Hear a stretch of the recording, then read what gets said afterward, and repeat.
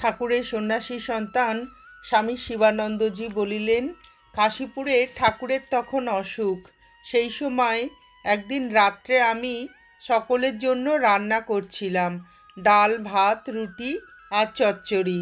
চচ্চড়িতে যখন ফোড়ন দিয়েছি, ঠাকুর ওপর হতে সেই ফোড়নের গন্ধ পেয়ে জনৈক সেবককে জিজ্ঞাসা করলেন, হ্যাঁ রে, কী রান্না হচ্ছে রে তোদের? বা চমৎকার ফোড়নের গন্ধ ছেড়েছে তো, কে রাঁধছে? আমি রাঁধছি শুনে তিনি বললেন, যা, আমার জন্য একটু নিয়ে আয়। সেই চচ্চড়ি ঠাকুর একটু খেয়েছিলেন। তখন তো ঠাকুরের কঠিন গলার অসুখ, কোনো জিনিসই খেতে পারতেন না। সামান্য একটু দুধে সুজি সিদ্ধ করে দেওয়া হতো, তাও অতি কষ্টে খেতেন।